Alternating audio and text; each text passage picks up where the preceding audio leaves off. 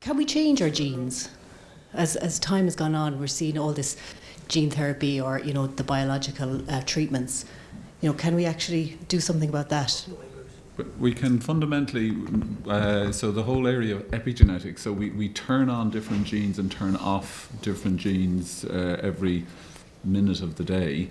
So our, physical activity upregulates genes, so we can upregulate, but there isn't in what fundamentally can we change, is there a genetic or a gene altering treatment in the pipeline at the moment? No. But all we can do is upregulate genes that might favour better outcomes. Thank you very much. I think also on that point, I suppose treatments that kind of manage the physiology of what's happening at the moment versus what may come in the future as far as disease modifying agents that are kind of targeting the underlying kind of pathophysiology is something that's going to be kind of increasingly interesting as well. That would be able to, there's studies going on in the UK where they've probably genetically changed TAC. Instead of looking at the genes that are associated with obesity, they're looking at the genes and physiology that's associated with people who are living in the same environment who don't struggle with weight. And again, looking from the other direction as far as, why do some people, from the outside live in the same environment, same chemicals, same experiences, but they don't struggle with weight, whereas somebody else might? And can we learn from that, and can we harness treatments out of that too? And I think I meant to say it struck me, when they've looked at all comers in diet interventions, and they've just kind of been lumping them all in as like 1,000 people studied, and then all the weight goes back on. It is clear when you sub-analyse, there are some people actually do well on a particular type of diet that's low in carb, a bit lower in carb and higher in protein. So I think in time, rather than just finding your way to a diet that works for you, we are going to be doing gene testing that will tell us actually you're someone who's going to benefit, we think, from starting with this approach. So I think we're going to have a more personalised approach in 10, 15 years' time. And I think even building on that, the idea of obesity as a disease, it's probably not just one disease. It's probably an umbrella term for many different genotypes or many different phenotypes. So some people might have issues with hunger, other people might have issues with fullness.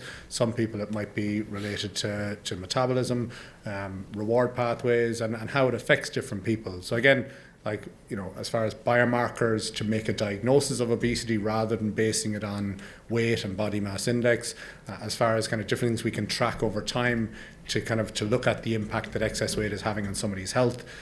These are going to be emerging things that are coming, and in the future we're going to have fabulous treatments, but like Donal said, there are different treatments for different people. And if we look at kind of physical activity and nutrition approaches, there's probably 10%, 15% of people who long term can do very well with that approach because it kind of it works for them. With medication, maybe we're probably 50-50 at the moment as far as people getting a significant response. With surgery, it's probably 90% of people will respond to surgery. But in the future, particularly medications we have, more people will respond to a stronger level. So it's going to be not kind of one treatment, it's going to be combining these treatments. Somebody might have surgery and then down the line struggle with weight regain because even with the best of treatments, some people, they're still living with obesity even though they've been treated, and weight can come back and health can deteriorate. So we may then start them on medication. So it's combining different approaches but tailored to the individual, because not every treatment is accessible and agreeable to every person.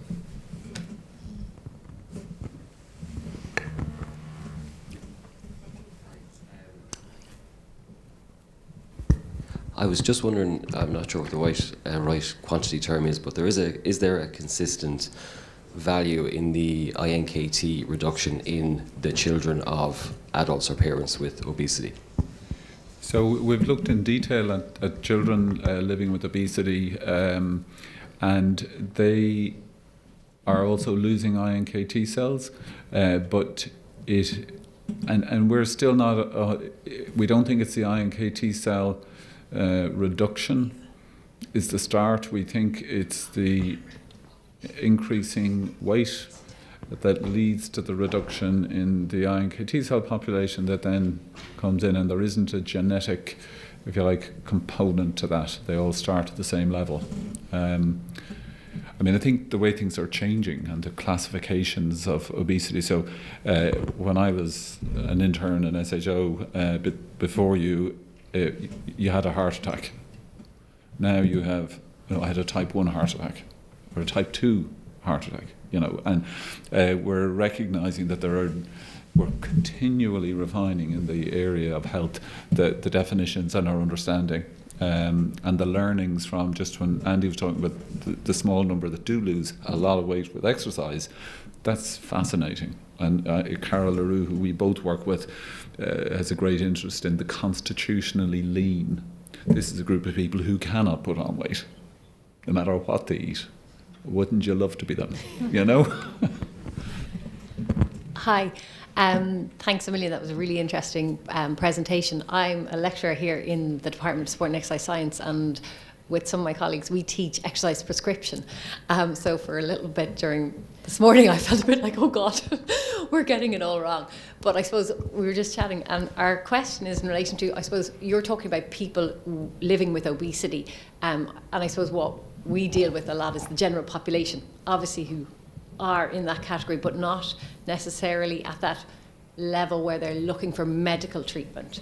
And I suppose what I'm trying to think of is, in relation to what you've explained, how we need to tailor our message for the general population in terms of being respectful and giving the right advice in relation to how we help them. I hope I'm making myself clear.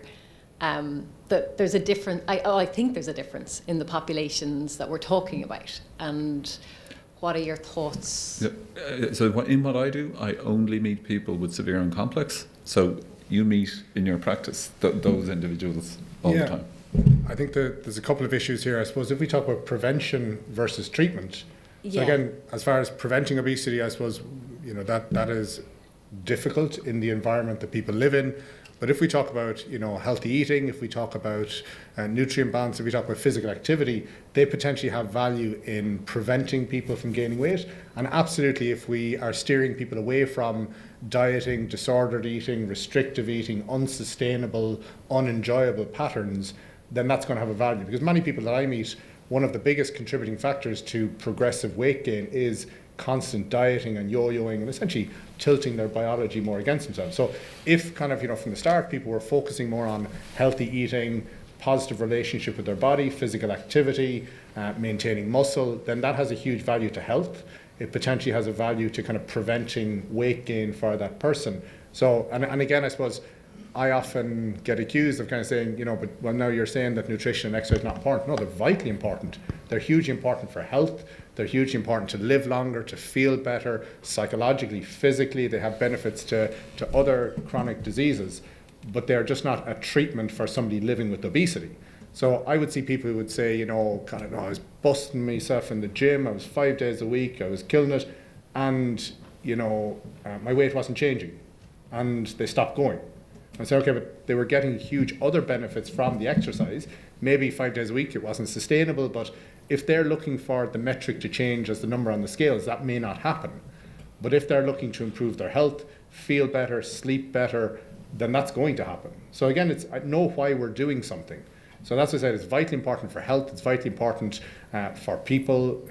It potentially has a role in prevention, but it's just not a treatment. So I think we should be definitely advising it, but know why people are doing it and why we're advising it. And I would say the principles are of the interaction with everybody. I think I've learned a lot from going into doing the clinic twice a month in Portrand, because I start every interaction with the patients. Well, is it okay if we discuss your weight? And they're interested. I thought they may not be interested. Yeah. The reason we started doing it is because we couldn't be seeing people with severe and complex in our main clinic, but in now we're seeing people whose BMIs are 29, 30 and they're not happy, they're going up and they want to stop it. So I think if your approach to the person, and I'm going to use that term BMI, with a BMI of 116, should be exactly the same as your approach to the person with a BMI of 30 who's thinking about their weight and wanting to be healthier. And sorry, one other question. Sorry, in relation to kind of the drugs, obviously you're talking about them in the treatment of obesity. What are your thoughts in relation to the people who are not in that category, taking them to lose those last few pounds, you know, that kind of, in relation to this, I suppose, the Hollywood issue?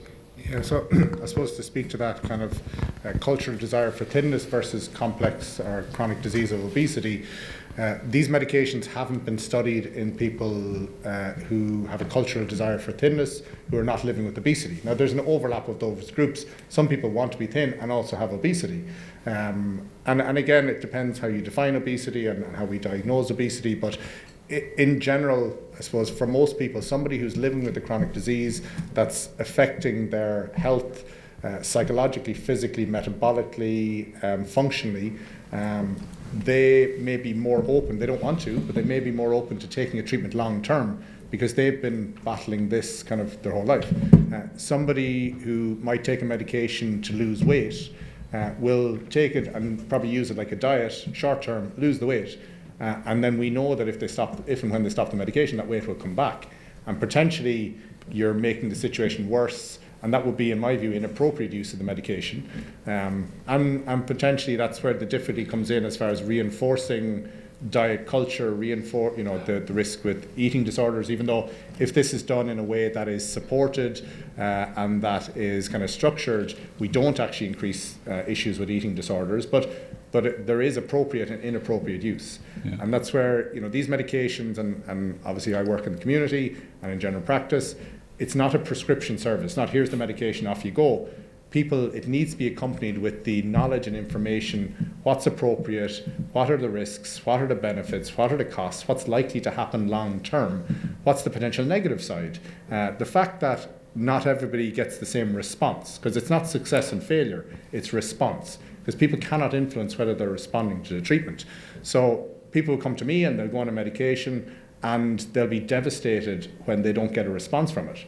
But from the start, we need to be managing our expectations, managing what's going to happen, because that's not their fault. They shouldn't, no more than they shouldn't blame themselves for struggling with weight in the first place. They shouldn't blame themselves for not responding to a treatment, because not everybody will respond the same way. And if I can just say, my response to that kind of Hollywood element is some midway between sadness and anger. Because we now have treatments for the disease of obesity. It's an opportunity to destigmatize obesity, and an opportunity to truly, because most diseases that were stigmatized in the past only became destigmatized with treatment and recognition of it as a disease, epilepsy, peptic ulcer disease. And I'm afraid that the hijacking by Hollywood and the kind of social media narrative of this space might diminish the reach of that opportunity. And so we're at a moment in obesity treatment. And it's actually, and one of the things we've seen is with the shortages of these medications, the stigma and bias there's been a huge upswing. So I might see somebody and I might spend an hour with them and talk through their whole history and develop a plan and say this is the route they want to go. And then they go to the pharmacy and they're met with, well, you can't have that medication, you don't deserve it because you don't have diabetes, and this is a diabetes medication. And you shouldn't be taking it because diabetes is more important. That's a real medical problem, whereas you just need to eat less and move more, and get off your arse. And that's what people are meeting every single day, going into pharmacies, going into their GP and different places. So it's a lack of understanding about obesity. It's a lack of understanding about the treatments that are available. It's shortages because the pharma companies haven't produced enough of the medications. There's a kind of an inequity about it, that somebody who has money and can afford these medications can take them, whereas potentially parts of society who need them most and would benefit most from them can't access them because they're not reimbursed by a drug payment scheme or medical card or long-term illness. So it's grand if somebody can come and pay privately to be seen, but these need to be more accessible, and hopefully in 10 years this will be like treating depression or treating hypertension, and it will have to be done in the community, in general practices, because the volume of people who are living with obesity, they can't all be seen in specialist clinics with full MDT and everything else. But But again, I suppose that's as far as developing our understanding. But stigma has gone off the charts, and Andy even mentioned as far as, people are talking about, but you just lose all your muscle and you become skinny fat. Is like, this is going on. You'll see Ozempic face, Ozempic butt, Ozempic fingers, like really? This social media TikTok rubbish going on, and that actually then detracts from people who. Calm down. We've at least two more questions. But it detracts from people getting treatment. So my question relates to what's the vision, I suppose, for the future in terms of the integration of, evidence-based obesity management into, say, the likes of mental health care settings. I'm really excited to see the work on into the forensic mental health services, but I suppose being able to reach the individual, and as you say, a person maybe with numerous disadvantages in terms of accessing the support, but also leveraging the resources that are in existence in those services, the MDTs that are there, maybe working on the mental health already, but would have, with the right orientation, be able to be skilled to work with the physical and the mental concurrently. So what's, I suppose, the dream there in terms of integrating effective obesity management maybe into mainstream mental health services? I think you've articulated it really well. That's a dream, that's a vision. It's on the radar within the obesity programme as a specific kind of setting that we need to do more and better in. And the first thing is, I suppose, to stand up rudimentary services for the general population, which is happening at the moment slowly, slower than any of us would like, but it is at least happening. And then when those services are established or establishing, you begin the in-reach to specific settings, intellectual disability, mental health. Really important that it doesn't stop at a kind of, I'm going to say at the usual point and goes beyond that.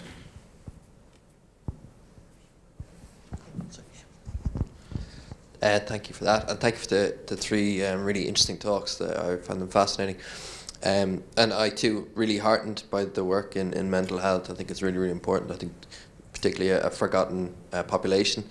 And I would love to see it coupled with weight gain attenuation on the agenda for services too. I was just wondering, with the second talk, I thought it was interesting to hear the idea put forward that it would be a long-term thing. It wouldn't be a particular goal that you would try and come off medication. And I was just wondering, and I think you kind of started to touch on it in the Q&A, are there any adverse outcomes that we need to be concerned about if we kind of ramp up and scale that type of treatment? Is there anything that we need to be concerned about in that regard? So I suppose as far as if we're talking about medication, any medication can have side effects and issues. It's about appropriate use and appropriate understanding of it. With kind of, let's say, if the GLP-1s and GIPs and kind of that group of medications that are coming, there is at the start generally significant, there can be nausea, there can be heartburn, there can be constipation, that most people kind of will manage, and that isn't usually a deal breaker. But again, that's where, like for me, nutrition is vitally important because it will significantly impact on tolerance of medication. So eating patterns, food choices has an impact on how I tolerate the medication. As far as physical activity, again, that comes into maintaining my muscle mass while I'm being treated. If my weight is coming down, I need protein, I need physical activity.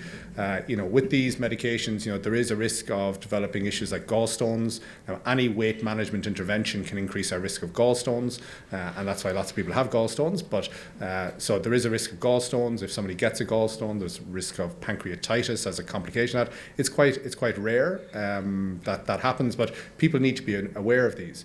If somebody's taking these medications, they need to know that they shouldn't become pregnant or breastfeed while taking the medications.